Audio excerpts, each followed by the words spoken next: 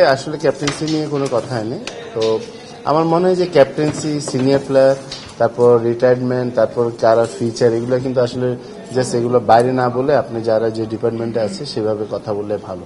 কারণ এটা বাইরে গেলে কিন্তু আপনার প্রেশারটা অনেক চলে আসে এবং প্রেশারে কিন্তু নর্মাল ক্রিকেট খেলাটা ডিফিকাল্ট হয়ে যায়, যেটা আমাদের হচ্ছে। এবং আমার মনে হয় যে যেহেতু আমাদের বোর্ডে সবাই আছেন, সবাই ব্যাকগ্রাউন্ডে ক্রিকেট প্লেয়ার ছিলেন ওনারা, তো আমার মনে হয় এইসব নিজেরা আলাপ আলোচনা করলে ভালো। এবং যে ক্যাপ্টেন্সি নিয়ে ইনফ্যাক্ট ওই ধরনের কোনো কথা আমাদের মধ্যে হয়নি, বাট তারপরে আমি মনে করি যে ফরম্যাটে যে ক্যাপ্টেন হবে ওকে পুরো দায়িত্বটা নিতে হবে এবং ওর পারফরমেন্স হলো মেইন। ও যদি পারফরমেন্স করতে পারে তাহলে টিমকে খুব ভালোভাবে সে পরিচালনা করতে পারবে।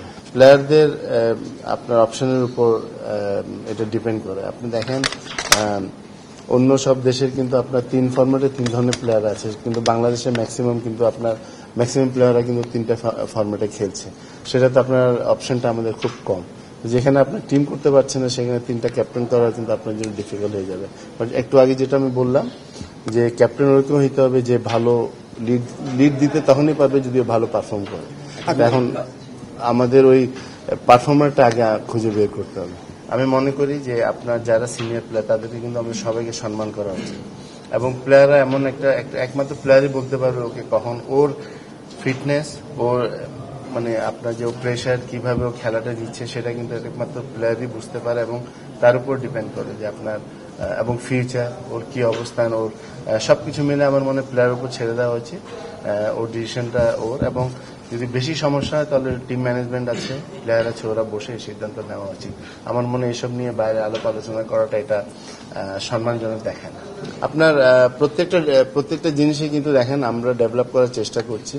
আপনারা আগে যখন ইভেন 7-8 বছর আগে দেখেন আমরা যখন টিম যখন খেলতাম তখন আমরা চিন্তা করতাম যে আমরা স্পিনিং উইকেট বানাই, যেহেতু আমাদের কোনো ফাস্ট বলার নাই, আমাদের ফাস্ট বোলিং স্ট্রেংথ কিন্তু ছিল না। বাট এখন আল্লাহর রহমতে আমাদের ফাস্ট বোলিং, আপনি যদি দেখেন আমাদের ম্যাচে আমাদের ফাস্ট বোলাররা কিন্তু ভালো করছে ব্যাটসম্যান এবং ফিল্ডারের চেয়ে। সো এই জিনিসটা আমাদের ডেভেলপ হয়েছে, তো আমাদের কোয়ালিটি আস্তে আস্তে চেষ্টা করছি, আস্তে আস্তে এটা বাড়বে এবং স্পিনিং আসছি আমি, হ্যাঁ এখন আমি আসছি সেটা। তো আপনি দেখেন আমাদের কিন্তু one of the best spinning coach কিন্তু আমাদের টিমের সাথে আছে এবং এর বাইরেও কিন্তু আমরা অনেকগুলা কোচ ইনভলভ করেছি স্পিনিংয়ে, এবং সেটা ডিপেন্ড করছে আপনার কিভাবে মানে প্লেয়ারগুলো আসা যায়। যেমন আমরা বেশ আমাদের কয়েকজন ভালো স্পিনার ছিলেন, সাকিব ছিল, তারপর হলো মেরাজ কিন্তু ইজ ডুইং ওয়েল। তো এবং আস্তে আস্তে আসবে, বাট একসাথে তো আপনার শুধু স্পিন মেশিনে যে আপনার স্পিনাররা বের হয়ে আসবে তা না, আপনার চেষ্টা করে যাচ্ছে। এবং ক্ষেত্রে তো স্পিন বোলিং মেশিন থাকলে বেটার হয়। আমাদের ফাস্ট বোলিং এগেনস্টও তো আমাদের ব্যাটসম্যানরা খুব ভালো করছে। তো সেটা আপনাকে বললাম না যে আপনার এটার জন্য আপনার একটা দেশ যখন ভালো করতে হয় তাহলে আপনার পেশেন্ট আমাদেরকে রাখতে হবে, ধৈর্যটা ধরতে হবে। আমার কাছে ডে বাই ডে বাংলাদেশের ফ্যাসিলিটিস কিন্তু বাড়ছে। যদি আপনি ওইভাবে চিন্তা করেন তাহলে আপনি 15 বছর আগে আমাদের ফ্যাসিলিটিস যদি এখন কম্পেয়ার করেন অনেক কম ছিল, বাট তখন তো আমাদের এখান থেকে তামিম, সাকিব, মুশফিক, রিয়াদ, মাশরাফি, আশরাফুল এরা কিন্তু বের হয়ে আসছে। এরা বের হয়ে আসছে একমাত্র একটা কারণ হলো যে আপনার ইন্ডিভিজুয়ালি ডেভেলপমেন্ট। আপনার ক্রিকেট বোর্ড কিন্তু যতটুকু পারে আপনাকে হেল্প করবে, কিন্তু আপনি ইন্ডিভিজুয়ালি যদি আপনি ডেভেলপ না করেন তাহলে আপনি ভালো প্লেয়ার হতে পারবেন না। আপনি ভালো প্লেয়ার হতে পারবেন কিন্তু আপনার কোয়ালিটি প্লেয়ার লাগবে। বাংলাদেশে এখন সমস্যা যেটা, আমাদের ভালো প্লেয়ার অনেক আছে বাট কোয়ালিটি প্লেয়ার অনেক কম, যেটা অন্য দেশে অনেক বেশি।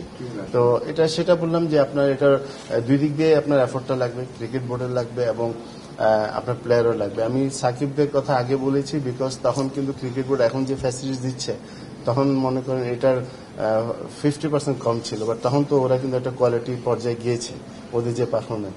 সো আমার মনে হয় যে আপনার আমরা হয়তো বা ডোমেস্টিকে বা বিপিএল কিছু রান করে আমরা মনে করি যে আমরা অনেক ভালো প্লেয়ার হয়েছি। আসলে আমাদেরকে নিজেরাই চিন্তা করা উচিত যে আমরা যখন ইন্টারন্যাশনালে যাব কত মাইল স্পিডে আমরা বলিং ফেস করব, কি স্পিনারদেরকে আমরা ফেস করব।